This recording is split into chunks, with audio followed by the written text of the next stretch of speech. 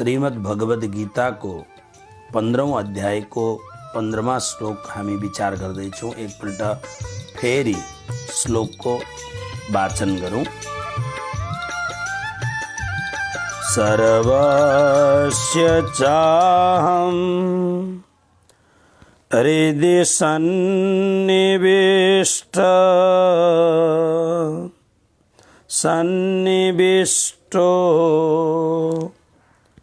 मत्ता स्मृतिर्ज्ञानमपोहनं च वेदैश्च सर्वैरहमेव वेद्यो वेदान्तकृद् वेदविदेव चाहम्।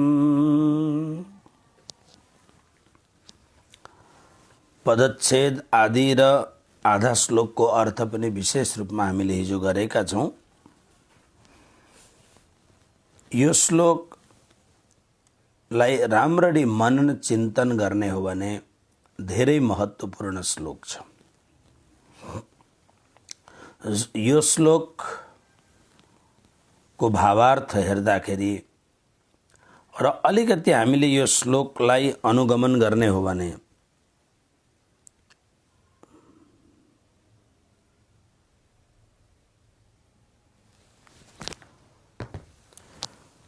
यो श्लोकको अनुभव गर्ने हो भने जब सम्पूर्ण सृष्टिमा सृष्टिका प्रत्येक कण कणमा परमात्मा नै अंश रूपमा शक्ति रूपमा व्याप्त हुनुहुन्छ भने कसलाई दुःख दिने, कसलाई परेशान गर्ने, कसलाई अपशब्द बोल्ने, कसमाथि कठोर कार्यवाही गर्ने, यदि त्यो अवस्था यदि भयो भने जीवन बडा सुखद हुन्छ।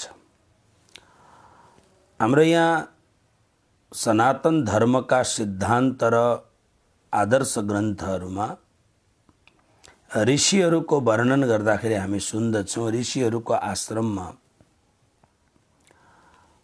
कुनै पनि प्राणीहरू निश्चल निष्कपट भएर बस्दथे,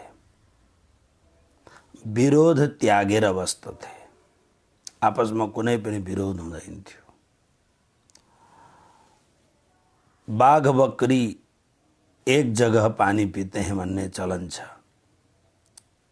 तसर्थ जब यस्तो खालको एउटा भाव जगत, जुन भाव जगतमा सबतिर मेरै परमात्मा व्याप्त हुनुहुन्छ भन्ने भाव जगतमा यदि आयो भने भित्रबाट नै यदि कुनै पनि प्रकारको त्यस्तो खालको एउटा भावै राखेन भने आफ्नो चित्तको प्रभाव सबैतिर पर्छै पर्छ।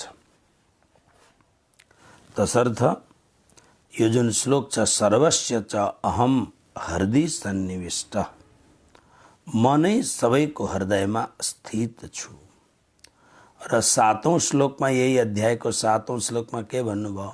ममैवांशो जीवलोके जीवभूत सनातन, मेरै अंश यो जीवलोकमा सनातन अंश सबैतिर व्याप्त छ।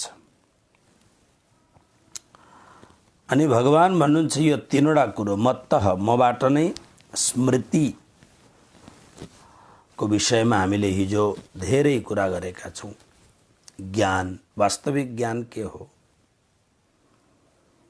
वास्तविक ज्ञान मनुष्य जीवनको महत्त्व जान्नु, मनुष्य जीवनबाट गर्नुपर्ने अपरिहार्य जो कार्य हो, जो नगर्दाखेरि आफू ठगिनेछौँ, जो नगर्दाखेरि आफूलाई नोक्सान हुनेछ, त्यो अपरिहार्य कार्य गर्नु मनुष्य जीवनको मूल कर्तव्य के हो?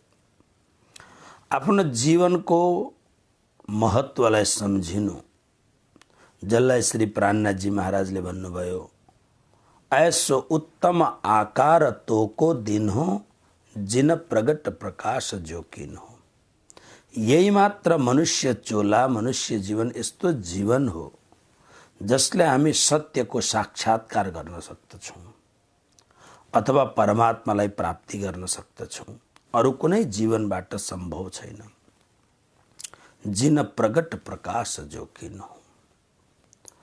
श्री प्राणजीले धेरै ठाउँ भन्नुभएको छ, उत्तम मानक हो, खण्ड भरतनो, श्रेष्ठ कुली शिरदार इत्यादि। तसर्थ ज्ञान आफूलाई जान्नु, यो भुलबनीको जुन बजार छ, यो भुलबनीको बजारमा आफूलाई सम्हालेर संसारमा आइपरेको जिम्मेवारीलाई अत्यन्त तटस्थतापूर्वक निर्वहन गरेर आफ्नो उद्देश्यतिर सतत लम्किनु ज्ञान। अनि अर्को कुरो, आफ्नो मालिकको पहिचान गर्नु। हाम्रो एक मात्र मालिक हुनुहुन्छ अक्षरातीत परब्रह्म परमात्मा सच्चिदानन्द घन श्री कृष्ण। आफ्नो मालिकको पहिचान गर्नु। मालिकको पहिचान गर्नेमा प्राय पशुहरू यसमा वास्तवमा बहुत तटस्थ हुन्छन्। पशुहरू आफ्नो मालिकलाई कहिल्यै पनि बिर्सिँदैनन्। त्यसमा पनि कुकुर आदि प्राणीहरू त यति फेथफुल हुन्छन्, मानिसले बहुत कोसिस गर्नुपर्छ त्यो अवस्थामा त्यो फेथफुल हुनका लागि। मान्छे अवसरवादी छ, आफ्नो स्वार्थ पूरा भयो कतै पनि आघात गर्न सक्दछ। तसर्थ ज्ञान, आफ्नो मालिकको पहिचान गर्नु, आफ्नो प्रियतमको पहिचान गर्नु, पहले आप पहिचान होले इत्यादि कुराहरू। अनि अपोहन, अपोहन शब्दको हिजो अर्थ गरिएको छ, बुद्धिमा धेरै प्रकारका भ्रमहरू परिरहन्छन्, त्यो भ्रमलाई समाप्त पार्नु। संशय, भ्रम, विपर्यय। र त्यसकारणले यी सबै कुरोहरू यो परमात्माको कृपाले नै जीवनमा यो तीनवटा कुरो पनि प्राप्त हुन्छ।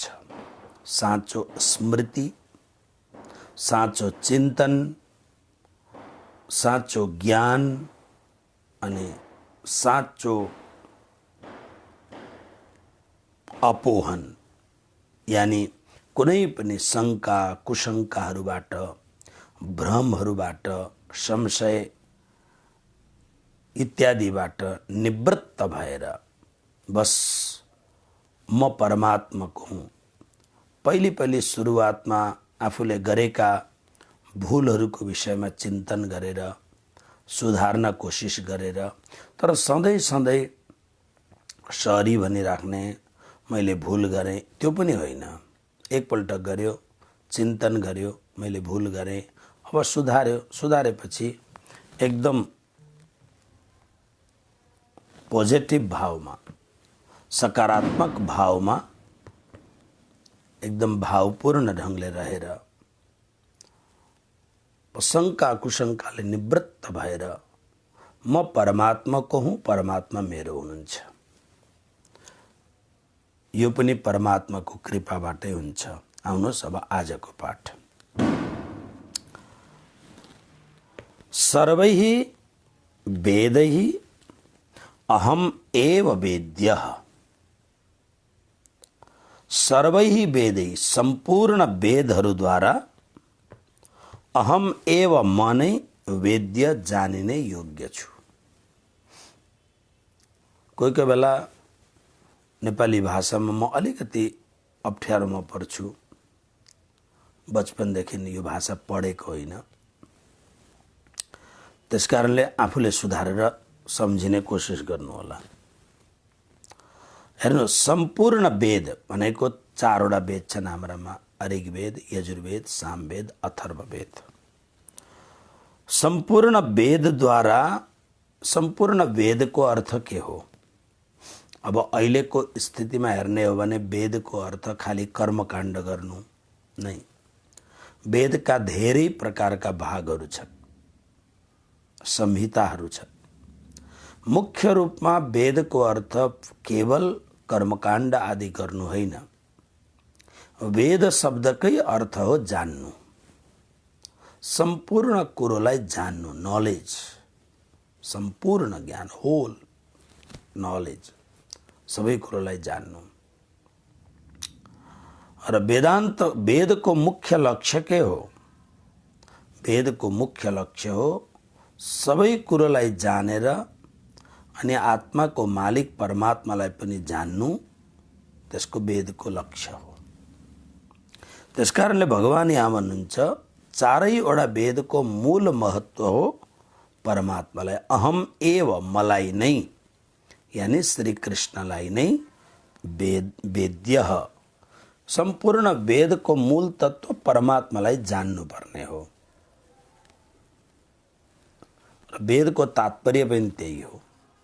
र सर्वै वेदैको एउटा अर्को अर्थ पनि के हुन्छ भने संसारमा भएको यावन मात्र जुन ज्ञान छ, त्यो ऋक यजुर साम अथर्व इत्यादि मात्र नभएर सम्पूर्ण विश्वमा जुन जानिने योग्य जुन मूल तत्व छ, त्यो जान्ने योग्य तत्वबाट यदि वास्तविक रूपमा कसलाई जान्ने, नलेज के को लागि भन्दा मूल तत्व परमात्मालाई जान्नका लागि। त्यसकारणले अहम एव कृष्ण नै वेद्य हुनुहुन्छ। वेदान्तकृत, वेदांत बनाउने वाला, अथवा यसको मूल अर्थ हो वेदान्तमा भएको तत्वलाई निर्णय गर्ने वाला। वेदान्तको तत्वको निर्णय गर्नुको मूल भाव यो हो कि वेदांत वेदको अन्तिम भाग, यानी वेदको तत्व भाग। हामीले पूर्वमा कुरा गर्दाखेरि वेदको विषयमा कुरा गर्दाखेरि हामीले गरेका छौं कि वेदमा कुल मिलाएर 1,00,000 मन्त्रहरू छन्, यस्तो खालको विद्वानहरूको भनाइ छ। वेदका 1,00,000 मन्त्रमा 80,000 मन्त्रहरू कर्मकाण्डका छन्। कर्मकाण्ड एउटा विधान हो संसार चलाउने, किनभने कुनै पनि कुरो चलाउनका लागि एउटा रीतिरिवाजसँग चलायो, त्यसको नियम अनुशासनसँग चलायो भने त्यो राम्रो हुन्छ। घरमा पनि 4 जना 6 जना जहान भएको परिवार भएको घरमा यदि सबैले आफ्नो आफ्नो ढंगले सबै ढंगले ठीक गरेर हिँड्ने हो भने घर राम्रो चल्छ। तर त्यही घर चलाउनका लागि 6 जना 6 मतका भए भने आफ्नो आफ्नो ढंगको मतको यस्तो उस्तो भन्ने भयो भने घर कसरी चल्छ? र त्यसै प्रकारले त्यसकारणले जब घर चलाउनको लागि एउटा व्यवस्थित रूप प्रारूप चाहिन्छ भने यो सम्पूर्ण विश्व चलाउनको लागि पनि त एउटा प्रारूप चाहिन्छ। र अर्को कुरो हाम्रो वास्तविक संस्कार के हो भन्दा जसले हामीलाई सहयोग गरिदिन्छ, सहयोग गरे बापत हामीले कृतार्थताको अनुभव गर्ने, थ्याङ्क यू भन्ने जुन एउटा अंग्रेजीमा परम्परा छ, त्यसको अर्थ हो कृतार्थताको अनुभव गर्नु। तपाईले मेरो लागि जे गर्नुभयो म त्यसलाई तहे दिलबाट शुक्रिया गर्न चाहन्छु। म अन्तर हृदयबाट हजुर प्रति आभार व्यक्त गर्न चाहन्छु। र यो जुन वैदिक कर्मकाण्डमा वास्तवमा के हो भने यो सत्तामा, यो सृष्टिमा, यो कयानातमा जो देवताहरू सबै कोही न कोही काममा तल्लिन्छन् हाम्रो जीवनलाई सुखी बनाउनका लागि, हाम्रो जीवनलाई समृद्ध बनाउनका लागि, हाम्रो जीवनलाई सहज बनाउनका लागि, हाम्रो जीवनलाई सरलता रूपमा लैजानका लागि परमात्माबाट अनुग्रहित भएका, परमात्माद्वारा प्रेरित भएका परमात्माका जहान परिवार यी सम्पूर्ण देवताहरू यो सृष्टिमा कहीं न कहीं कुनै न कुनै रूपमा प्राणीलाई सुखी बनाउनका लागि काम गर्दछन्। जब परमात्माको तर्फबाट यी सबै देवताहरू काम गर्दछन् भने हाम्रो कर्तव्य हुन जान्छ हामी उनीहरूप्रति आभार व्यक्त गरौँ, हामी उनीहरूप्रतिको अनुग्रहको भावलाई जनाऊ र 80,000 मन्त्रले देवताहरूको प्रशंसापूर्ण ढङ्गले गरेको कुराहरू पाइन्छ। हरिओम गणानान्त्वा गणपति गुङ इत्यादिहरू। तर अरू 16,000 मन्त्र उपासनाहरूका मन्त्र छन्। अब यो 80,000 मन्त्रबाट अगाडि बढेपछि ज्ञानको श्रेणीमा माथि लाग्यो। अब संसारको कुरो, धन्यवाद दिने, आभार व्यक्त गर्ने कुराहरूबाट अतिरिक्त आफ्नो जीवन र जीवनको धनी परमात्मासँग मिल्नका लागि आरोहण प्रारम्भ भयो, चढ्ने सिँढी प्रारम्भ भयो। प्रारम्भ हुँदाखेरि उपासना सबभन्दा पहिलो कुरो। उपासनाको अर्थ हो, अर्थ त उपासनाको के हुन्छ भने नजदिकमा रहनु उपासनाको। तर नजदिकमा रहनु, कसको नजदिकमा रहनु? परमात्माको स्मरणको नजदिकमा रहनु उपासनाको अर्थ। त्यसकारणले 16,000 मन्त्रद्वारा बिस्तारो बिस्तारो अनुष्ठान गर्दै गर्दै, किनकि अनन्त जन्मसम्म हाम्रो बानी बिग्रेको छ। हामी कहीँ कामको वशीभूत भएर जन्मेका थियौँ, कहीँ लोभको वशीभूत भएर जन्मेका थियौँ, कहीँ अत्यधिक क्रोधी भएर जन्मेका थियौँ। ती सबै संस्कारहरूलाई बटुलेर हामी लिएर आएका छौँ। हामीले लगभग 11 कि 12 श्लोकमा उत्क्रामन्तम स्थितम वापि भुञ्जानम वा गुणान्वितम इत्यादि श्लोकहरू सुनेका छौँ। तसर्थ सम्पूर्ण संस्कारले हामी युक्त भएको हुनाले हामीले मानव जीवनको खोल लगाए तापनि हाम्रा संस्कारहरूले हाम्रो जीवन सञ्चालित भइरहेको हुन्छ।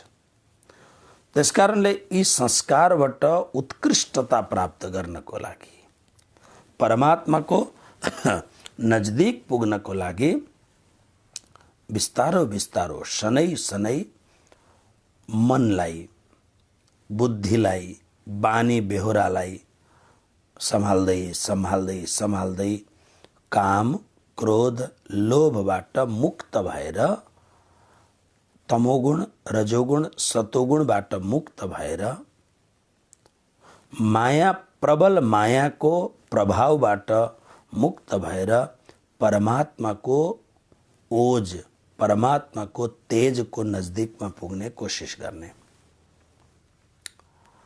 यसको लागि उपासना गर्नुपर्छ। त्यसकाले उपासना काण्डका मन्त्रहरू छन् 16,000। यानी जीवनलाई उत्कृष्ट बनाउनका लागि अथवा जीवनलाई परमात्मासम्म पुग्ने आरोहणका लागि हामी सिँढीको प्रयोग गर्दैछौँ।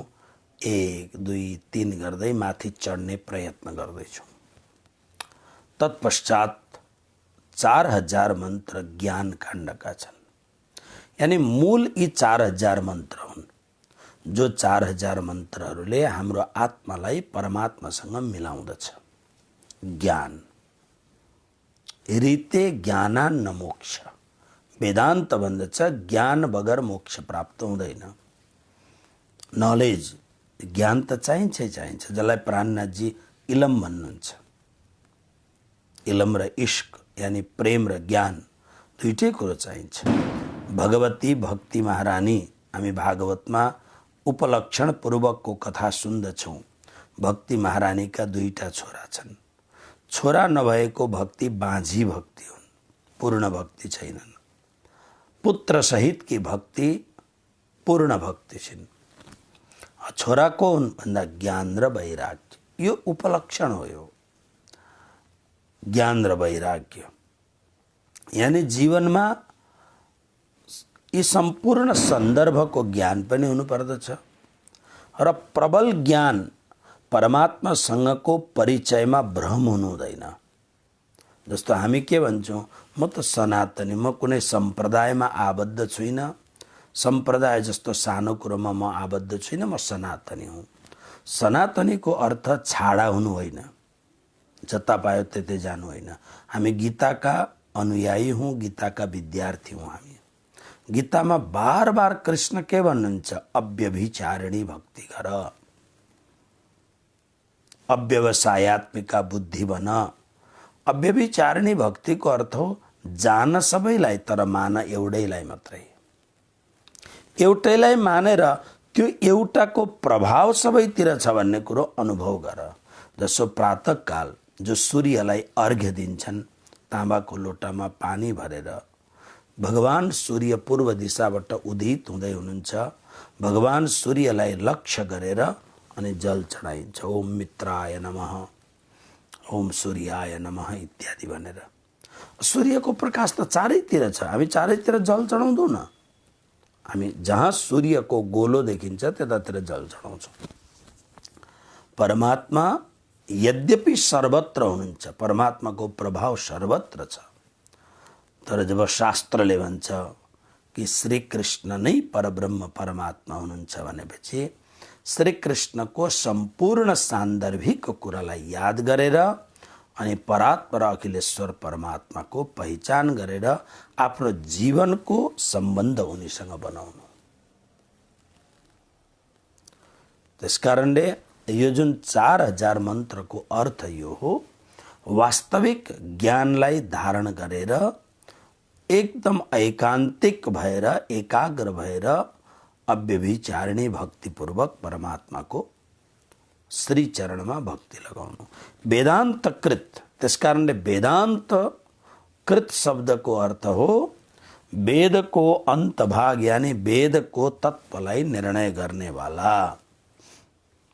वेदको तत्त्व ते 4000 जुन मन्त्रले युक्त भएको परम तत्त्व हो, त्यसलाई निर्णय गर्नेवाला र वेदवित, असली वेदलाई जान्नेवाला जान्नेवाला पनि अहम एव म नै हुँ। हामीले पहिलो श्लोकमा, यो 15 अध्यायको पहिलो श्लोकमा तपाईहरुलाई याद होला, ऊर्ध्वमूल मधशाख मस्वत्थं प्राहुरव्ययम् छन्दांसि यस्य पर्णानि यस्तं वेद स वेदवित्। वेदवित्, त्यहाँ पनि वेदवित् आयो। श्री कृष्ण भन्नुहुन्छ माथितिर फेद भएको, जरा भएको, मुनितिर हाँगाहरू भएको संसार रूपी वृक्षलाई, जुन वृक्षका पत्ता वेदका मन्त्रहरू हुन् छन्दांसी, यस्तो संसार रूपी वृक्षलाई जसले जान्दछ त्यही नै वेदवित् हो, यानी वेदलाई जान्नेवाला हो। खाली मन्त्र मात्र रटेर वेदलाई जान्नेवाला हुँदैन। हामी त के गर्छौँ भन्दा हामी त बहुत स्वार्थी छौँ। हामी त भगवानको ज्ञानलाई पनि पैसाको उपार्जन गर्ने साधन बनाउँदछौँ।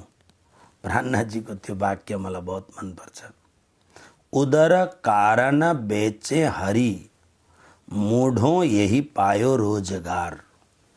ब्रह्माजी भन्नुहुन्छ उदर कारण बेचे हरि मूढों, मूढों भनेको मूर्खहरूले, उदर कारण आफ्नो पेट पूर्ण गर्नका लागि बेचे हरि परमात्मालाई बेच्दछन्।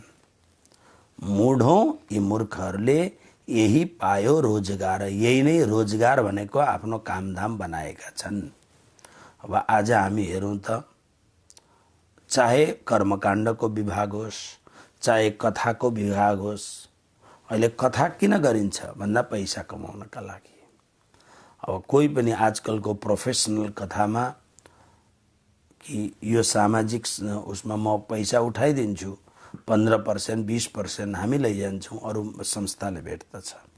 माने ज्ञान हुन त भागवतमा पहिले लेखेको छ, कलियुगमा के हुन्छ भन्दा कलियुगमा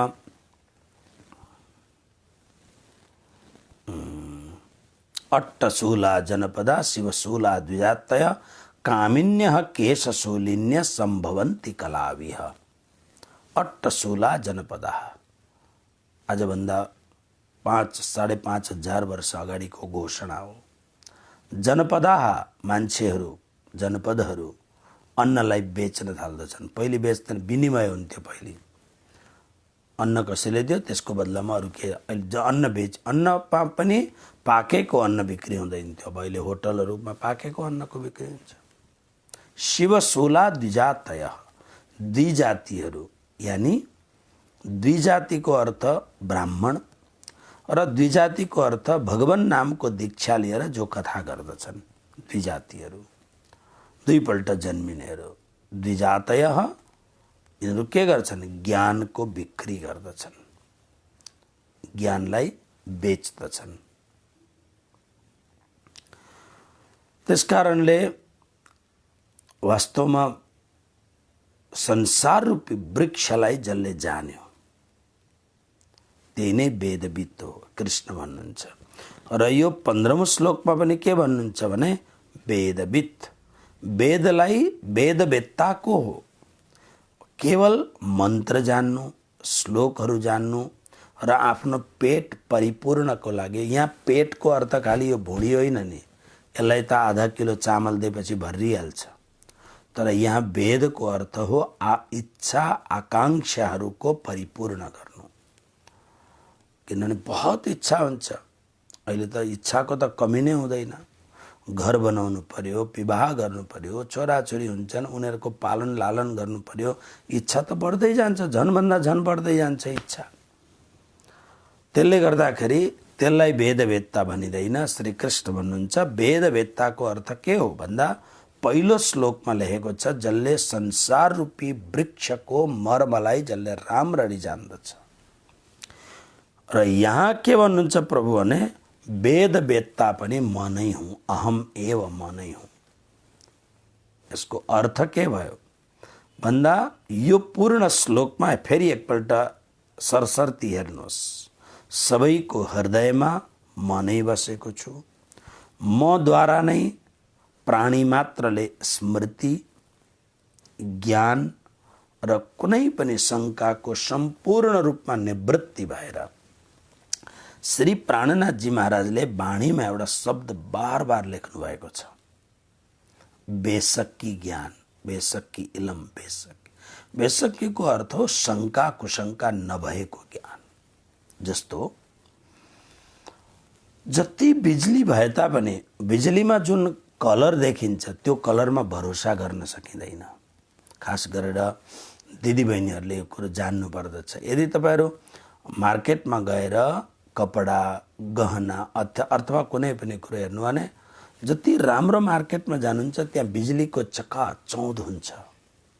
बिजुलीको चकाचौँधमा, त्यो लाइटको एकदम उज्यालो लाइटको एकदम चकाचौँधमा सामान्य वस्तु पनि बडा राम्रो सजाएको त्यसरी हुन्छ। सोरुम त्यस्तै बनाएको हुन्छ, लाइटिङ त्यसरी नै गरेको हुन्छ। अनि सेल्सम्यानहरू त्यति नै चालाक हुन्छन्, हतप्रभ हुन्छ। त्यही कुरो घरमा ल्याएर प्याकिङ खोलेर अनि सामान्य उज्यालोमा हेर्दाखेरि ओहो भन्ने हुन्छ। त्यसले गर्दाखेरि वास्तवमा सूर्यको प्रकाशमा हेर्नुभयो भने एकदम क्लियर हुन्छ यसको कलर कस्तो छ भनेर, राम्ररी एकदम त्यसरी थाहा हुन्छ। त्यसरी नै अपोहन माने सम्पूर्ण शङ्का कुशङ्काको निवृत्ति हुनु, क्लियर भिजन हुनु।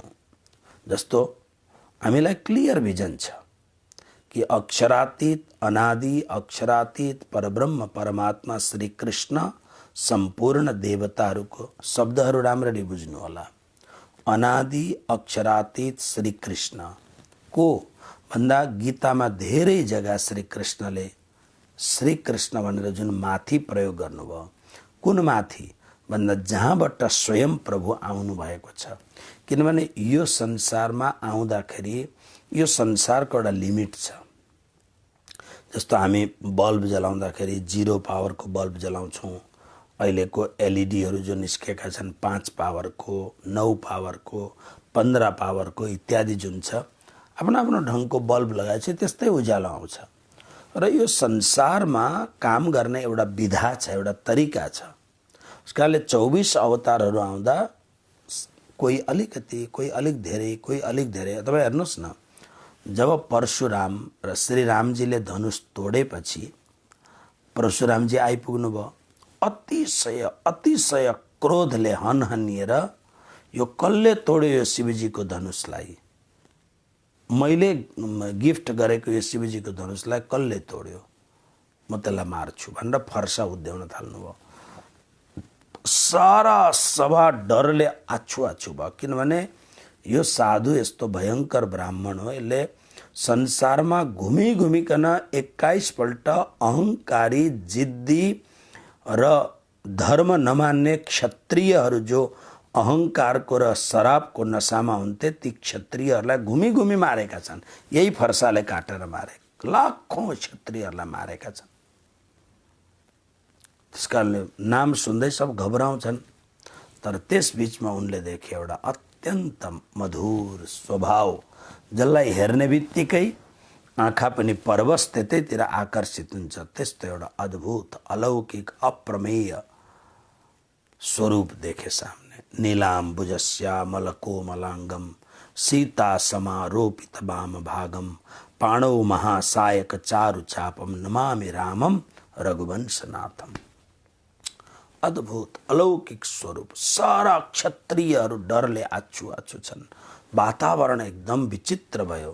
तर यो बीचमा पनि जो एक रस आनन्दमा परिपूर्ण, जसलाई तनिक मात्र पनि डर, क्रोध, हेला, गाली केही पनि छैन, एक परम सच्चिदानन्द मुद्रामा जो विराजमान छ।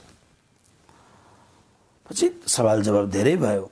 त्यो धेरै हुँदा हुँदै पछि गएर अन्तिममा जब परशुराम अरू धेर लक्ष्मणजीले अरू गडबड गरेपछि अरू धेर क्रोधित हुँदै गए र एउटा यस्तो खालको समय आयो कि परशुरामलाई लाग्यो कि मेरो भित्र केही पनि छैन। खोक्रो, त्यो तेज, त्यो प्रभाव, त्यो 21 पल्ट घुमी घुमी संसारका अत्यन्त सुप्रसिद्ध परम बलशाली क्षत्रियहरूलाई गाजर मुलालाई काटे झैँ काट्ने मान्छे अनुभव गर्छ। खोक्रो, एकदम केही नभएको शक्तिविहीन अनुभव गर्यो। के भयो भन्दा परशुरामजीको शक्तिलाई भगवान श्रीरामले खिचिदिनु भयो। तब परशुरामलाई थाहा भयो यी त मेरा पनि भगवान हुन् भनेर।